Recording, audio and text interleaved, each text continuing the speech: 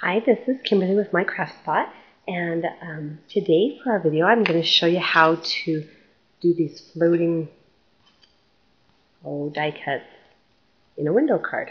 So yes, you can see through it and the fun little floating hearts. Okay, but we're going to make a different card since I've already made this one. Put that one aside, and this is what you're going to start out with. You have a card.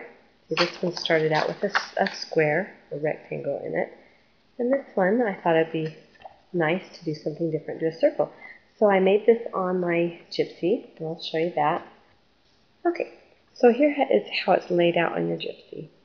You have the two rectangles welded together from the George cartridge, and I'll have the exact measurements and everything listed on my blog. This one comes from, I think it's the Birthday Bash. Yeah, Birthday Bash. So the scalloped shape comes from the Birthday Bash, and then I just put a circle also from the Birthday Bash in the center of it.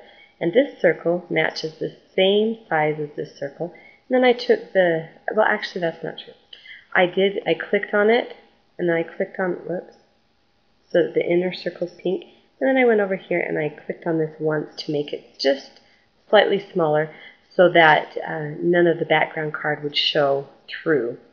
And anyway, so I'll put the exact measurements for that on my blog. You cut two of them, one for the inside of the card and one for the outside.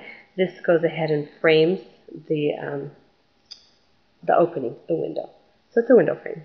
Now then I laid out my candles, which are also from the Birthday Bash cartridge, and I did one set, and then I went ahead and copied it, and then I used the flip tool.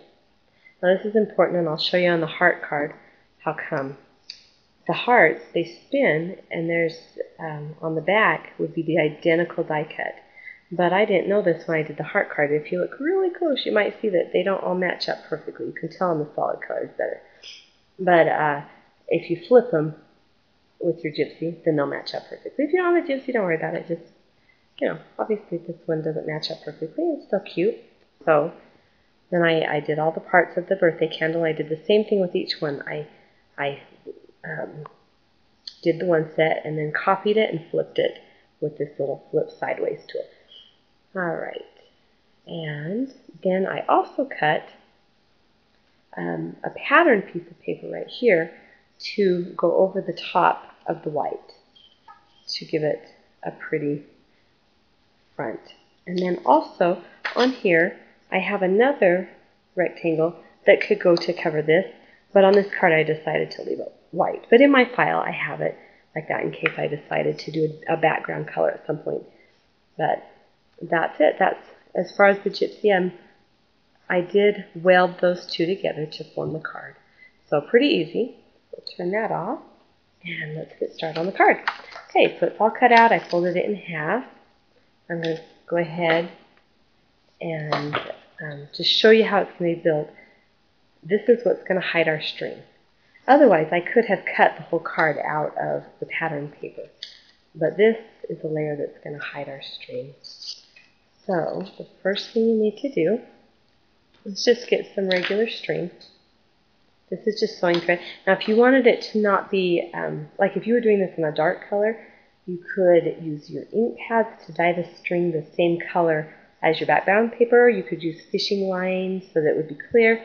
But where I'm having a white background, the white thread's going to work. And where this one was such a pastel background, the white thread worked fine. You can see the white thread, but not a big deal against that background. Okay, so I want my candles, my birthday candles, I have 3 of them. And if I cut the thread longer because we can trim it. Now the middle one, now this is really high tech, I'm just going to tape it. So the middle one, I want this one centered in the card as close as I can get. So I'm just going to tape it. Now remember, all of this is going to be covered up by our front. So I'm going to go ahead and, I got glue. Okay, we'll go ahead and tape right there. Okay, and then I can trim that thread. Alright, now my other candles, I'm thinking I want them to go off at a slight angle. So I'm going to go ahead and just, now this tape, I can move it, so if it doesn't end up being exactly where I want it, I'll just move it. So I'm going to tape that one right there. This one right here, so you can see it's slightly angled, and I'm going to try and match that same angle on the other side. I'll get 2 pieces of tape out, and then that'll help. Okay, so I'm going to come down here and get about the same spacing, and then pull it tight over here and tape it down. Now, you can see on this one, I just did a center string and then 2 on each side of the center, and these were all straight up and down. Okay, so now we'll just go along here and trim the threads, and try and get in there as close as we can so we don't have anything sticking out. Okay, so I don't know, I guess you can kind of see the string against my hand. So that's our string. It's not looking too cute yet, but it will. Okay, so I did my candles. I showed you on the Gypsy how they were. This is the one that I did first, and then I flipped it, and I ran them through my Xyron. This is a lot easier if both of them are sticky. I'm just going to show you how I built the candle. This is from the birthday bash, and I'll have the measurements for you already on my blog. So I cut it out on white. It doesn't really matter, only the little tiny width part will show. And just build it. And these fun pattern papers are from Pebbles. My local craft store carries that. I don't know if you can get it online, but I think you probably can. Cute papers though. So my candle's all built. And I'm going to run that through my Xyron machine.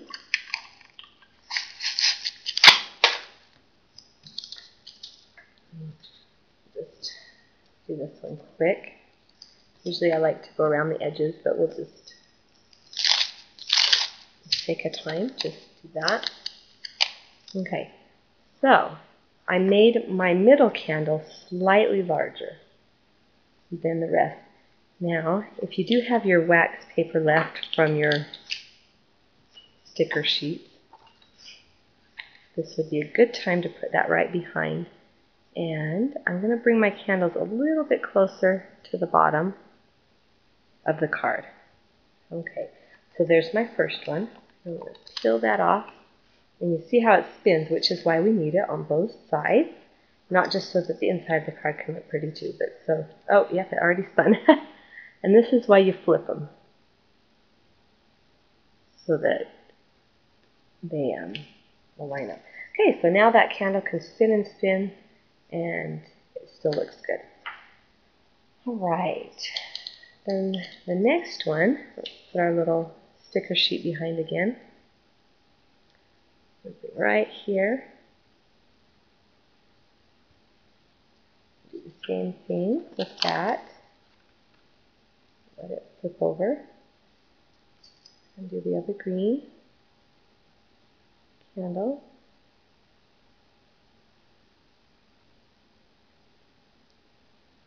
Now imagine doing that with all these hearts.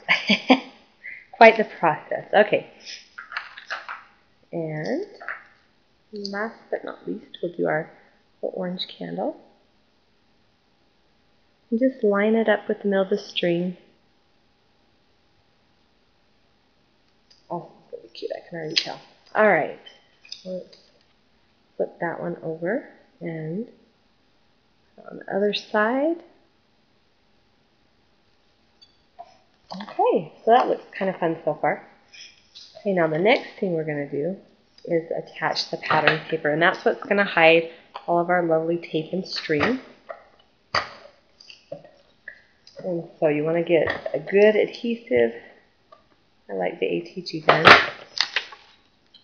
And line that up on there with the edges. Okay. So there's my pattern paper. You can see the white in the background. And then this is my little frame. Now remember, I took this inner circle and I made it slightly smaller so that I won't have to line it up perfectly, and so that it won't show. And I'm just going to get glue on here and there. Might have been easier with a smaller glue gun, but this is what I have with me right now. Okay. Let's just set that right on there. Okay. Well, fun so far. Now I did, oh, I forgot to show you. I did ink all of the papers with various inks. This is the blue. It's the Bez Ink Splash, and then Studio G for these, and Color Box, cranberry and yellow ochre. So I inked around everything. I think that makes it stand out and does good things for it. Okay, and then I also, for the inside of the card, have another one of these. You can see that the paper shows through a little bit, and so it's good to have a frame. So we'll go ahead and stick that one on too. Okay, and get some of that up here. And, okay, so the inside of the card will be somewhat pretty as well. All right. Then I went ahead and I used one of my new stamp sets. This is the Sweet Sentiments #1, Happy Birthday to You. Stamped that, and I framed it or matted it with this same red. So we'll just stick that one there. And there is our card, except for I wanted to try something. And I did it on one of the scrap circles that I cut out first. I thought it might be fun if on the inside it said hip hip hooray. So I thought that would be cute. So now I got to figure out how to do that and know where it lines up. So I think I'm going to take a pencil. I'm going to take a pencil and very lightly mark the curve of the circle, knowing that I can erase it when I'm done. And then I took my stamp, and this one is from the Sweet Sentiments set #2. It says Hip Hip Hooray, and that you can order these on my blog, for those of you that don't already know that. And then I'm going to look at this circle and say, you know, okay, I want it to be about 1/4 inch in. I'll get my ink pad out. And it's always good to have something to try it on first to make sure I'm getting them inked up well. These are high quality polymer stamps, but I still, things I'm not an expert stamper, like to test it first. Okay, so now I'm going to line it right up here and press down. Lift up. Oh, it looks good. Okay, now you might want to wait at home to erase this after the ink dries, but I'm going to try to do that right now and try not to smear. We'll just blow it instead. Okay. All right, I'll come back and erase that some. Okay, so now it says hip hip hooray on the inside, but you can see it through the window too, and it worked out pretty good. Okay, well, cool. All right, I think I'm going to clean my stamp first. I have a diaper wipe. I keep diaper wipes down by my craft table. Now we need to add some finishing touches. So I have, like on this card, I have some baker's twine. This one has the black and white, the black licorice. And so I think I'll do that on this one too. But I'm not sure if I've already put enough red on this card, maybe. Or if I'd like to try some blue. I might just do the blue. I think this card has lots of red on it already. Let's do a softer color. So I just take this and I make sure that the one end has enough to tie the bow. And then I like to wrap it around a couple of times. So I'm just bringing it around a second time. And cut that about right there. And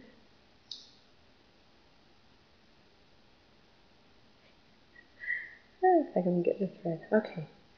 Now I think I'm going to go ahead and catch this string in by just taking one of the strings and bringing it back under. All right. Maybe we'll tie it one more time. Make sure I have it just where I want it. Okay, and it's just a simple bow. Bring it in. Okay, I think that gives it a nice finishing touch. Okay, so there's the bow, and now I'll add a little bit of bling. Just something shiny. Let's see.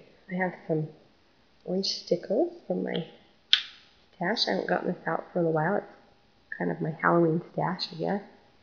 And I think I'll just outline that. All the little flames on the candles so they'll be shiny. And I think that's all these little details that just kind of make the card really pop. So I think I'm going to just take my pen, my gel pen. This is a Jelly Roll Medium by Sakura. Just do a little bit of dotting in there.